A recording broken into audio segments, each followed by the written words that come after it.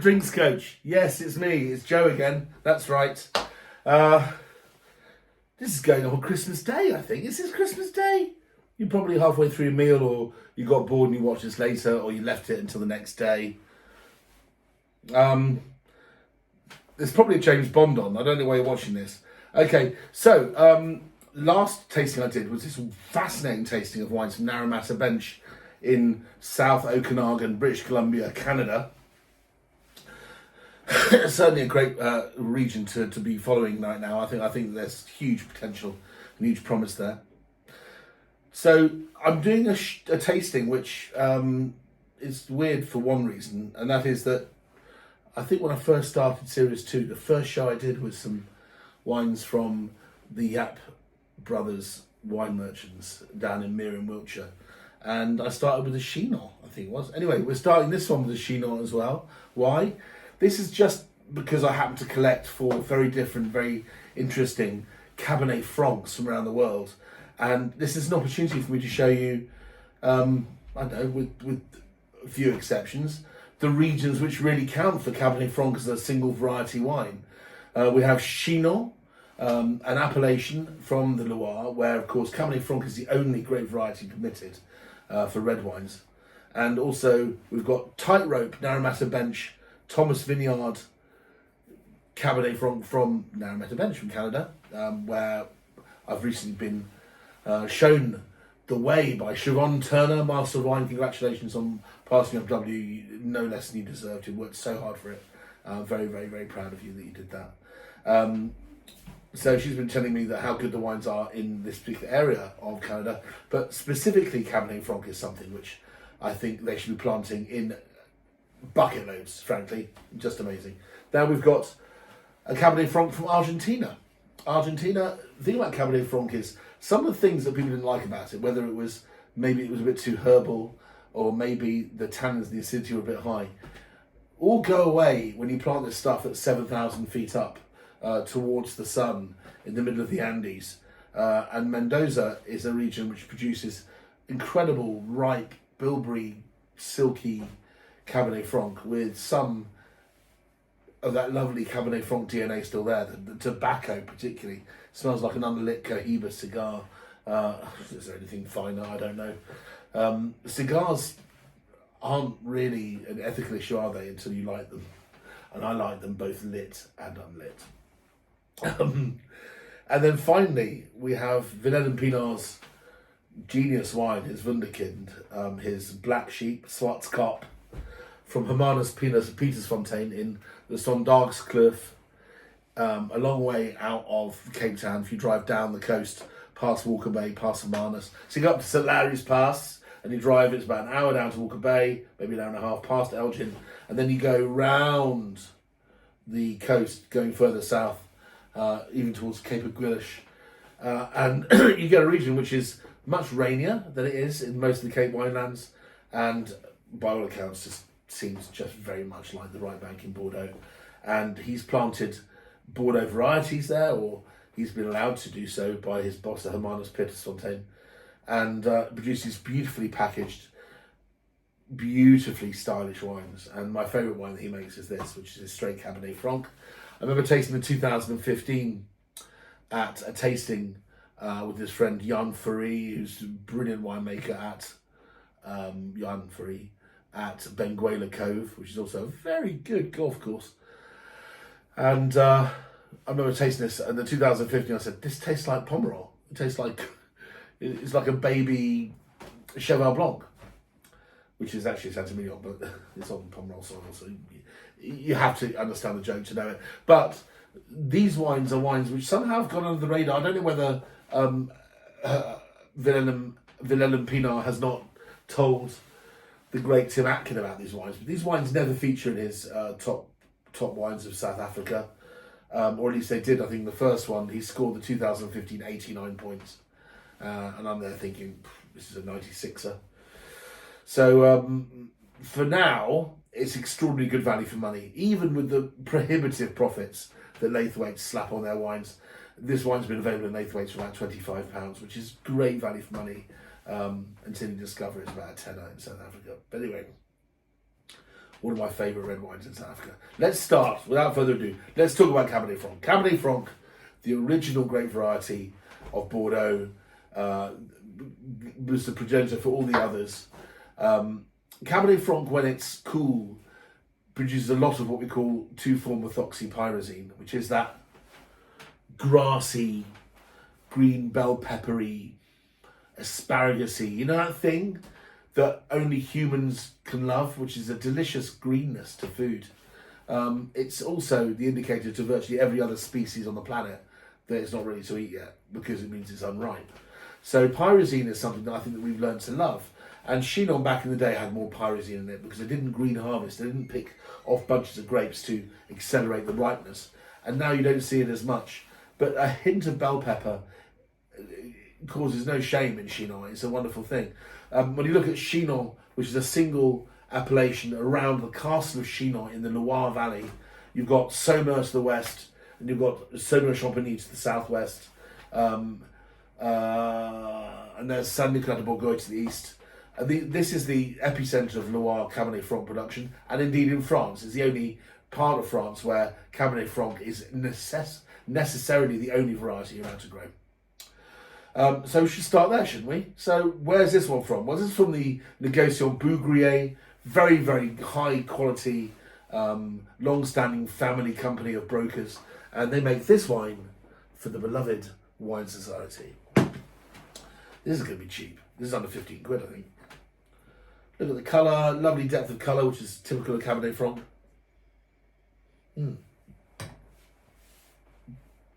If there's any of that kind of greenness going on, it smells more like Romano red peppers. It smells like red pepper juice. Smell of beautiful chilies. There's a dustiness. Smokiness. On the palate, lifted, racy, like biting into an elderberry. The initial impression is, ooh, that's nice and sweet, and then there's a kind of grip and a tannin to it, which makes it more toothsome and interesting. That's a lovely wine, but that is really, you know, when people are taught about Cabernet Franc, this is the kind of wine they're given as an example. But it's one of so many styles, especially recently, that I think that we should accept, yes, that Loire makes very, very good Cabernet Franc, but you've got to understand that there are different styles of Cabernet Franc which are a long way away from that still maintain some kind of sense of DNA that Cabernet Franc has. Let's move on to this one. This is the Tightrope from Naramata bench. Again, we finished on one of their lovely, no, didn't finish one of those lovely wines in the last show. The second last wine was their wonderful co-fermented Syrah Viognier. This is, we'll talk about Lindsay and Graham. Howdy again. So these, the Tightrope wineries in Penticton, which is an area which has got the most extraordinary concentration of vineyards, something like 80 or something within 15 minutes drive. They make a small amount of this wine because it comes from one single vineyard, which is called the Thomas Vineyard, and it's 100% Cabernet Franc. And I really do think, from what I've seen, South Okanagan should jolly well concentrate on Cabernet Franc. Cabernet Franc it's becoming quite fashionable anyway. People come back to it, more fashionable certainly than Cabernet Sauvignon. But you can produce a whole plethora of different wines, which is wonderful. If you get known for Cabernet Franc, the wonderful thing is you can buy a case of 12 different Cabernet Francs and get 12 different experiences. Whereas if you go to Chinon and buy 12 Chinons, they're just all the same style. It's just they're different ranges of quality, which makes that slightly less pointless. Slightly more pointless. Well, you know what I mean. Okay, so this wine has a lovely, wonderful, bright Bing cherry, sour Marasca Italian cherry nose to it. Definitely hints of tobacco. Palate's tight, fresh, high acidity. The sourness of the cherries are coming through. I imagine this needs a bit more time. 2020, so it's 3 years old. But this wine, I think, could soften a bit more. But it's got the telltale Naramata Beach acidity. It's got this linear slake of fresh. It's like somebody squeezed lime or lemon over their chimichurri. Okay, I'm starting to really enjoy it. But it is, you know, you've got to like wines with freshness to enjoy the Naramata bench wines. But this is a wine from there, I think, best site. I think of very ripe years. I would like to see the city just slightly less marked. But these things are a learning experience, and maybe that's how they like it in their area, and they sell out. So who am I to judge? But I think internationally that wine needs to find a little bit more plumpness, a bit more mid-palate ripeness. And there are ways of achieving that. Okay, but the quality of the fruit, beyond reproach. Fantastic. I'm very excited about that wine. Still prefer your Syrah though. Okay, right. We're going on to Catena. There's sort of like the royal family of Argentina. And this is a wine which is sold in Tesco's, believe it or not, at 13 quid. It was the old DV Cabernet Franc. It's now called San Carlos, because that's the appellation, San Carlos Mendoza Cabernet Franc. 2019. So we're going older as we go. First one was 22. The Canadian wine was 2020. And this is 2019. These guys, this has been a wine that's been just over £10 for about 5 years. And I've bought it every year. And I have friends out there that both love it as well. Anthony Rose, who's the most extraordinary palate, has the most fantastic ability to taste wines. And one of the great journalists out there. He used to be The Independent. Is he still The Independent? Don't know. But no, The Independent doesn't exist anymore. What am I talking about? This wine, first thing it smells like is dairy milk chocolate. There's lovely dusty cocoa butter smell about it. Then underneath, there's this slake of blueberry jam. Yeah, blueberry jam, like that, like bon maman that you spread on your tartine in French breakfast or on your croissant with a bit of butter. Butter, blueberry jam, and chocolate. I'm saying all the right things, right? 13 quid.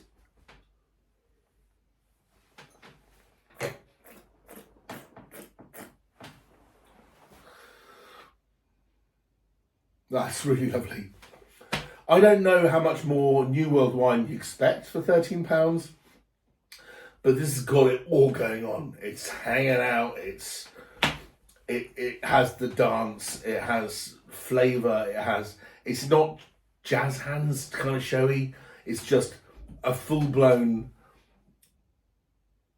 how I imagine Argentina to be. It's all a bit bigger than normal reality. And that lovely deep fruit, blueberry, blackberry fruit, just continues all the way through the end. And there is a taste of fairly decent quality oak there as well. So if you like your Californian wines, but you want something a bit more sophisticated, or you like your, I don't know, Bordeaux wines, but you want something a bit more plump and ripe and juicy, more partified, then Catena San Carlos Cabernet Franc is your friend. Thank you, Nikki. Thanks for sending that. Absolutely delicious. Okay, so Hermanuspietersfontein. Yes, that is a word. I remember trying to email Willem Pinar, and when you try to send somebody an email and it's willem.pinar@Hermanuspietersfontein. You give up before the .co.za, but it's now, I think it's now just Pinar at HPF or something. But it was the longest email address in the history of mankind. Wien van Oorsprong Sondagskloof. This is 14% alcohol. I told you how excited I was the first time I tried this in 2015, which is continued to be heralded as a very, very fine red vintage.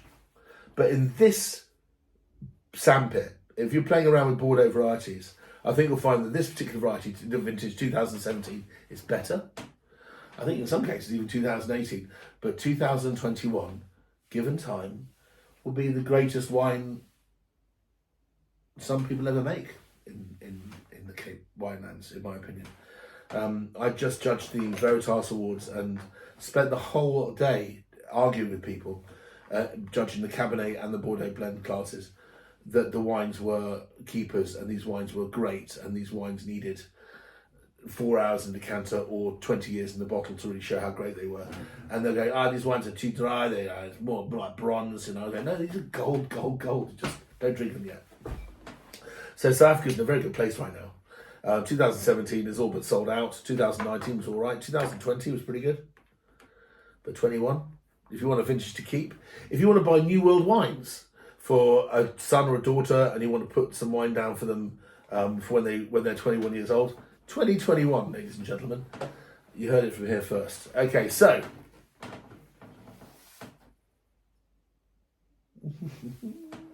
William. Villeneuve, by the way, quite a dude. Lovely looking guy. Almost don't want to introduce my wife to him.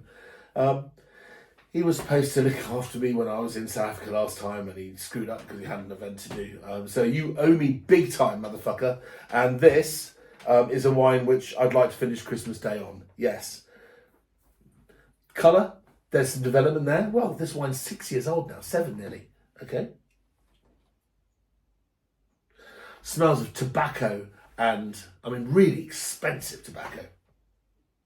I don't want to pick a cigar. I'm going to pick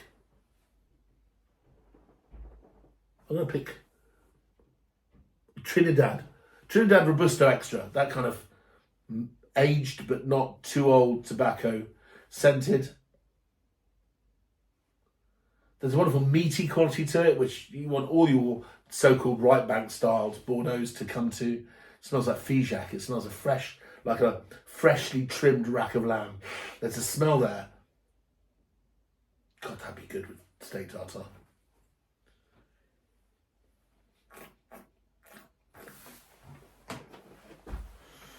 It's lifted. It's effortless. At the same time, you've got these very, very fine powdery tannins stitched through the wine, which will allow this wine to keep going and keep going. I think this wine's evolving surprisingly faster than the 15 is. Either that or it's because I've kept it in my kitchen cupboard, which is probably one of the reasons why it's evolved a bit. But I don't know. I think that maybe the future of Cabernet Franc is in the hands of South Africa, foremost. Argentina could do more with it, I think. Okanagan, boys and girls. Some of your wines taste like this, some of your wines taste like this. You've got every opportunity you have to make Cabernet Franc your moniker and your identity. Siobhan Turner, master of wine, am I right? Yes. And we started off with a cheeky, inexpensive Chinon, which has so much flavour. Whenever I taste one of that, I imagine sitting in a bistro, even in the cold, maybe in February, with my gilet on outside, with a lamb's lettuce salad and some lamb chops straight off the barbecue. Salt and pepper, that's it. This is the sauce. Merry Christmas. See you next time.